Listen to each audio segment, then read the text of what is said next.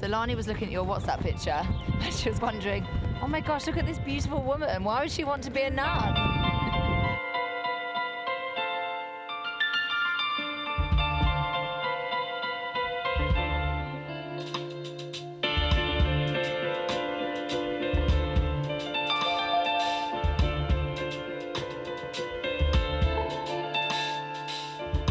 What a gorgeous day it is here. It is beautiful. Here at the coast.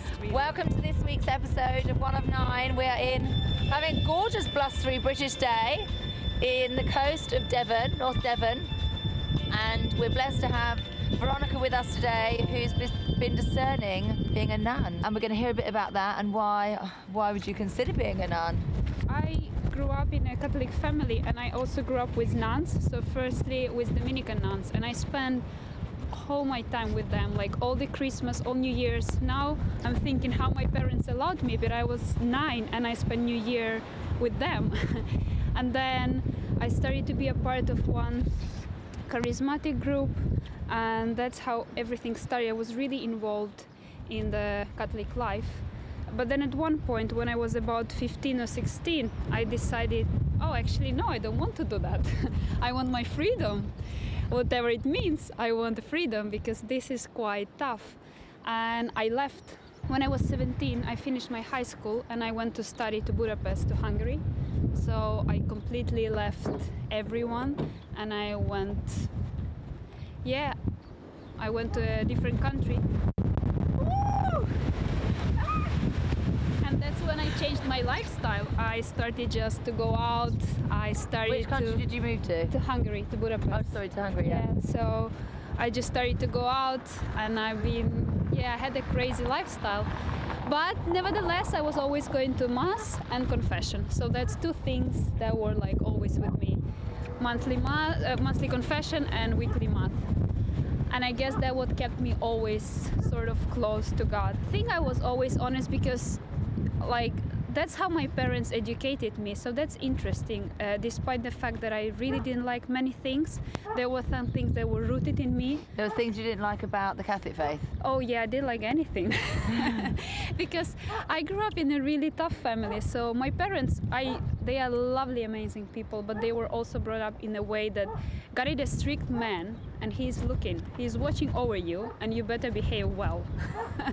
So at one point you get just tired, because you want to be a normal human being, but then you understand that, oh well, it's not easy and it's not fun. Yeah. So I wanted to combine fun with the just man, just God. And you find yourself in a contemplative convent. Which is incredible, because normally people think that I'm really active, really extrovert, but actually I always loved silence, so I always loved to be alone, at the same time to be with people, so that was not something really hard.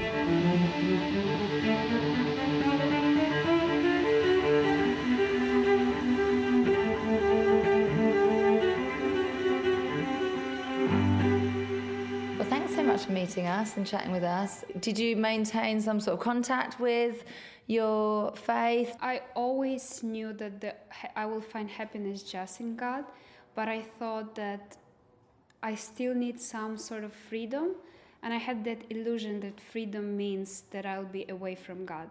So that's why I had sort of double life. What was the freedom? Go on, tell us a bit more. That time I thought freedom would be for me just to travel, to meet different people, to go out, to go partying, and just not having, I would call it like not having commandments, not having laws. So just not obeying anyone. How did you come to England? That was a really funny story. I used to come to London just traveling, so I would visit several times London, and I really loved it because it was culture, theatre and everything. I really loved it. And at this point, were you obeying those commandments or not choosing to live by the commandments? Despite being stubborn, I always obeyed, because I always knew that, somewhere deeper inside I knew that God is the only way. So I tried to be always faithful, even though I would fall, but I still knew that I have to to stand up. And when I came to England, I was intentionally looking just for the like Catholic surrounding. Just I knew because I needed to stand up, to wake up, not because I wanted to close myself up in the circle, but I just knew that I needed the time. For me, that time maybe was when I become pregnant. And so that time where I just suddenly felt, okay, I need to do something now. Maybe that, and I suppose you move in countries and you maybe turned 25 recently to that time. Yeah, I think that was the thing that I thought, okay, I've tried already everything and it just doesn't work. It doesn't work. This double life somehow doesn't work. It doesn't bring me that satisfaction. And again, being stubborn and seeing those people that were happy, fully living just with God, I was curious, how is it possible?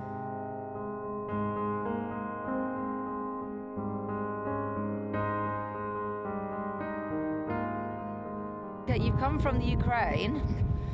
What is the Catholic community like for you in England? Like, have we been welcoming? Has it been, that British stiff upper lip for you? I felt really welcome.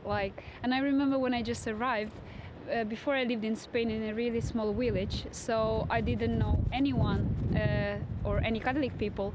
So when I arrived and I found so many Catholic groups, I was so thirsty. I was just visiting everything. I was going like every week to different places. Lots of Catholic groups in England? Yes, in London. Yeah. And I saw it's such a Catholic country, and I was telling everyone. And people were like, no, not really. It's not a Catholic country as you think so. So I had an amazing experience. And I guess that's when my renewal started. Yeah. My conversion, let's call it. It's a constant conversion, but like a proper, yeah. I was meeting every day or every week someone who would lead me closer and closer to God. And eventually I found my place here in this country. And I went to the Mass, and there were like maybe 3 or 4 people. And after the Mass, one man came to me and he told me, oh, we're having tea in my house with another young girl. Would you like to come? And I couldn't believe it, and I just came. And then they knew already all the meetings, all the Catholic word, and they just started inviting me to different things. And that's how everything started. I was overwhelmed. I was so in love with everything that's going on here. And people were so welcoming, and there are so many things in London specifically. I don't know how it's in England. I guess it's worse than in London itself. But there's so many young people, and the best thing that all of them are, it's a really international community. So that's why I guess for them it was not something new that a person from different country comes. Actually, I haven't met so many English people. And then it's one thing, living by the Catholic way, you've moved to this country. It's another thing coming to a convent. It's true, I never wanted, so I would never believe that I will end up in the convent. But it was not actually the desire that brought me here, it was the resistance that brought me here to this place. When I was 21, I started thinking about vocation in general, so I always knew it was a family. I didn't consider religious life, it was just natural for me, it's going to be family. But then I started to have these doubts. What if, why not me? And I lived with that fear, but I was trying to run away. At times I would stop and think and ask God, what do you want? But I would never really dig deep because I knew that I would not handle the answer. So I was just trying to avoid that thing. But with the years, it started to be stronger and stronger. So whenever I was in any relationship, I started again asking this question, what if? I made such an ultimatum to God, and I told, okay, if in 9 months I'm not going to meet anyone, I will go to the convent. This is an interesting amount of time. Yeah, because we were having the prayer, as a group, we were praying for young people that want to get married. And I thought, okay, if in 9 months nothing happens, I'm going to join the convent, hoping that I will obviously meet someone. And after 9 months, I didn't. I was like, okay, should I just stick to the promise that I gave God? And that's how I ended up here. And it's been the best decision in my life. It's not a decision that are you surprised with the outcome? I am surprised. So you came in, how did you feel when you first came? I remember I came and I was still really scared. So I was still hiding from God because I was afraid, what is he going to reveal to me? Because I thought that, okay, there'll be something I really don't like. So I was trying to fight, and especially the silence. Silence is so loud when you don't want to listen, when you don't want to be silent. And it took me, I guess, 2 weeks. And then after I just got tired of fighting, and I decided, okay, God, I'm here just to spend time with you and not to think about my vocation. And that's how it helped me to just enjoy the time here. So when you came in, were you thinking, that's it, I'm going to be a nun? Yes, immediately. I remember even before coming here, I was like, that's it, I'm going to be a nun. And I started preparing, and my family knew, and they already got used to that, my friends as well. But it was quite shocking for everyone, because most of my friends thought that I'll have family. And for me, it was also a shock, because I also thought I will have a family. And here I am, I will be a nun. I once heard a priest say that at the consecration particularly, although through Mass, if a baby cries, he felt that he would sort of bring it into his meditation, and it was more of an accurate response to the sacrifice of Jesus on the cross. And that's really helped me with the children, because they are always noisy, and it's a big thing for lots of us mums and families. It's a tricky one to, how to manage it and where the lines are. But that has really helped me. I think of Jesus being crucified, and, if the baby's crying, like the Wailing Women of Jerusalem. So it used to be very, very, very distracting. But now I feel that it brings me more into the mystery. It's really interesting that you mentioned that, because the first day when you came and you went to the Mass, it was a really beautiful moment, because your children were loud and they were really alive, and I had such a huge comparison between contemplative life being so silent, and then you came, and I was even a bit scared of the reaction which I will have, but it brought me so much joy and peace. So it's the same, I managed to live the Mass more profound just because of the children. And so we've just been lucky enough just to catch Veronika at the end of her stay here. And share with us a bit about what next. Did you see us and think, that's it, I want to be married, I want children? It was really interesting, and I'm reflecting still. I didn't have an answer, but the only thing that happened to me during the Mass, I realized that I definitely don't know what I prefer, because I'm both attracted to have a family and to religious life. And that's when I told God, now it's your turn. Are you going to give God another time limit? No. He knows the time limit. I've always told him about that. So I'm sure it was inspired by him. And I believe that will happen really soon, especially now that I am already finally open, because I believe that God has a bigger dream for me than I have for myself. In September, I started researching about the convents in UK, but that's quite difficult to find, like young communities.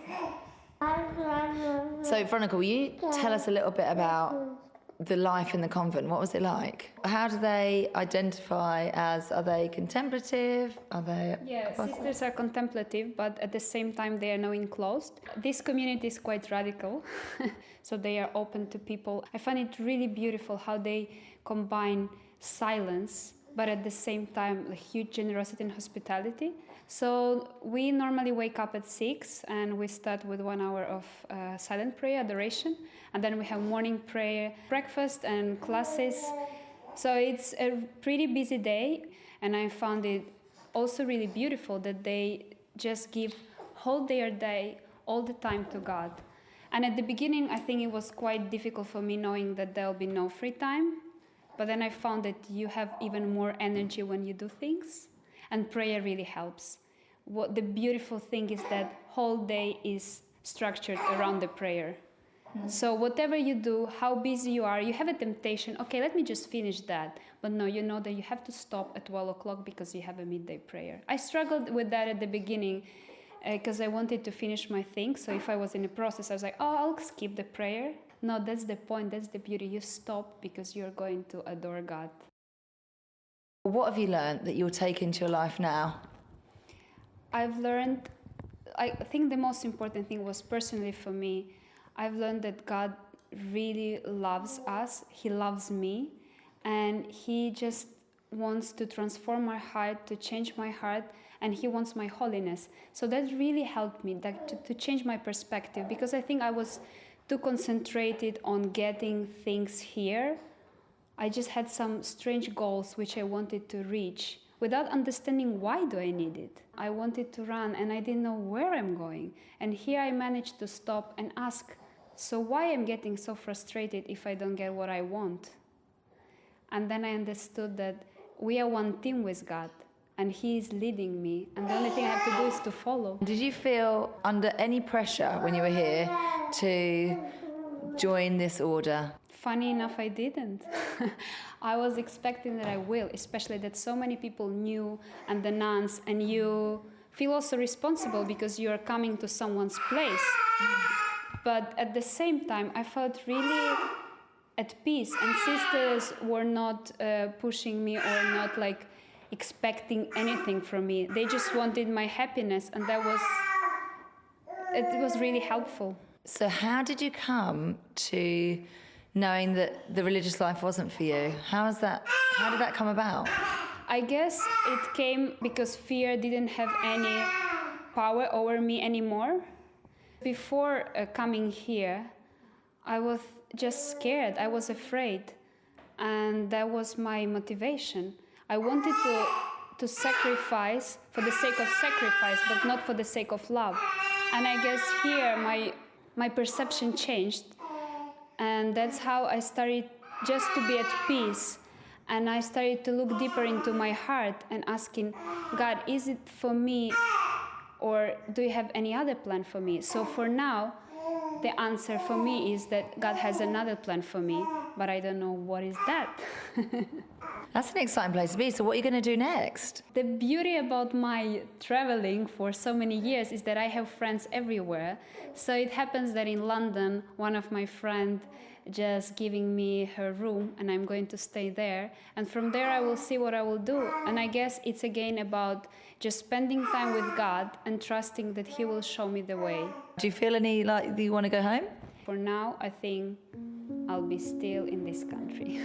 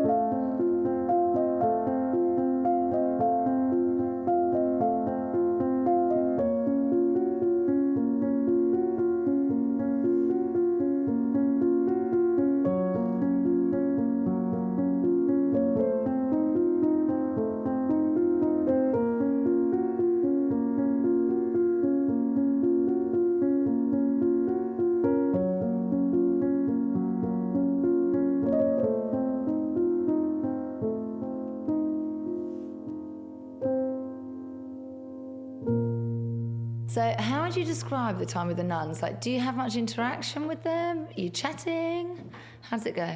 So sisters are encouraged to spend their day in silence, but we have Sunday is our recreation day. So that's when we get together and we spend time together. We go for a walk, and that's basically the only day when sisters actually interact. Normally also after the classes we have time of discussion, or if you are doing a service with the sister, you would chat or you would speak. And also it was different with me, because as I came here to discern, I spent some time with the sister just talking, and they were trying to help me out. The biggest surprise was for me how attractive silence could be and how interesting it could be and interactive, because you would think, oh, silence is so boring. But no, because you're getting much deeper to your heart and you discover every time more and more and every day, and you're so excited because you want to know more. You want God to reveal even more to you.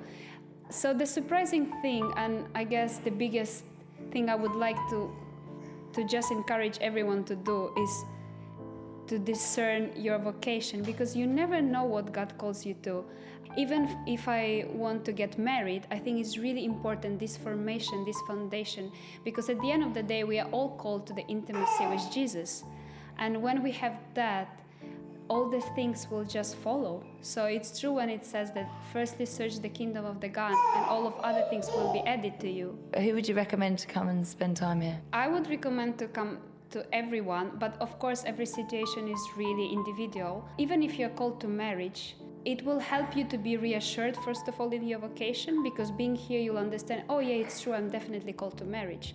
Or it will just awaken in you something that is deeper in your heart, because at the end of the day, we don't really know our hearts because our life is so busy and we have so many layers. So it takes time until we get there deeper to the root. It's really interesting what you're saying about silence, because I went on a silent retreat. That was just before I met Peter as well. It was only a weekend. I even noticed, gosh, it was such a short amount of time, but it felt huge at the time. It felt like I was giving a huge chunk of my life. But I gained so much in that time. And even, I started to get the feel of, we were eating food in silence. But then when I got into it, I really enjoyed it. And I thought, I don't want anyone to talk to me. I just want to stay silent. It's not the silence we are seeking, it's the God that we seek. You know, I felt that when I went on this silent retreat. The Friday night we were heading over to Aylesford, and I cried before I went. I just didn't want to go. I don't even exactly know why I didn't want to go and why I was so worried about it. I cried of not wanting to go before I went, and when I got there, and I had to spend a long time contemplating and pondering one Bible verse, which really baffled me. I thought, why am I spending such a lot of time on this one Bible verse? By the next day, I was crying with, just overcome with emotion for God having spoken to me through this verse. The blind man Bartimaeus, it was as if I was Bartimaeus and I went to Jesus and he gave me sight. And it was within this time that I was praying for wisdom, and I was praying towards Pentecost, and it was just before I met Peter. It was life-changing, and I always think that I recommend people go and have a silent retreat, but maybe this is a way that people can do it as well. Come and spend time with the nuns and spend time in that silence and discerning, honestly discerning what it is. And I think it was really honourable of you to think, maybe it is marriage, but I've made this commitment with God and I could give time there. And I suppose in a way it's like, I dare you to go and spend time with nuns. I dare you to say, you're sure of your vocation, unless you're going to really try it out. And you did that, and I think it was a big credit to the nuns who honour that, and they respect that, and they know that they want to have the right person to come as well, just as much as you want to be the right thing for you. They want that. They don't just want numbers. They've got a community, and God has a plan for that community. What do you think might hold people back from wanting to dare spending some time in discernment? I think sometimes we underestimate that enemy is always at work as well, and he knows that silence is really powerful. He will always try to distract you, to make everything possible that you actually won't spend time in silence. And you will find so many reasons, and they will be such a good reasons that you will still start believing that it's true, I shouldn't do that. But it's just for the sake of your own peace and the freedom it gives you. Because whenever you have a certain fear, I think the best solution is to face that fear. And then the freedom you feel is incredible, and you have so much space inside of you to listen to what is actually prepared for you. And we should just remember, at the beginning, it's not about feelings. I didn't believe that God has a plan for me, but I was just repeating that. God has a plan for me. God has a dream for me. And then it started to be my reality, and now I believe, and I'm so excited, and I'm so much looking forward to it, whatever it is. So as a mum, it's really, like, my day is busy, and I've forgotten about silence in my day. So recently there was a priest who did a homily, and he spoke about the power of having this time every day in silent prayer. And he said it could be 5 minutes, 10 minutes, 15 minutes. And I sort of thought, yeah. I feel like we've come a long way to say the rosary each day. You know, throughout the day, I'll pray with the children, or I'll pray here and there. But he said, that's all great. Keep praying at all those times, but still be generous with God and just give we'll start with 3 minutes every day in silence. And you think 3 minutes is easy to find in the day, and I'm ashamed to say it's not easy to find in the day. There's been days that I haven't done this 3 minutes, but there are ways that we can bring it into our life. I like to think, and I hope, and but hearing your experience of the silence and the power of that, I think it is important to bring into our lives. Is this something you're going to try somehow to keep in your life? Because going back into London is busy. I have to say that I am a bit scared, because it's difficult to come out, and you also don't know how will you behave, how you manage to keep disciplined while being away. But the only thing, I just ask God every day, just please help me to bring it back to my life, to bring the silence, the adoration, the Mass. But at the end of the day, I also understand that if I will not be able, I'll just come back. We'll have to ask sisters, but yeah, I'm sure they will be happy. Thank you so much, Veronika, for sharing your story with us. I think it doesn't only speak to people who are seeking a vocation, but also what you were saying about silence has stirred some things within me. I'll be trying harder to keep my 3 minutes silence each day. Hello. God bless. Thank you. I really find your family really inspiring, and I'm so grateful that God gave me this gift, and I managed to meet you just a week before I left. It's also an inspiration for me. It will help me live in the world and know that you can do so many things, even being out there. Sorry. Let's go further, and thanks to your example, I see if God calls you, He's faithful, and He will do it with you.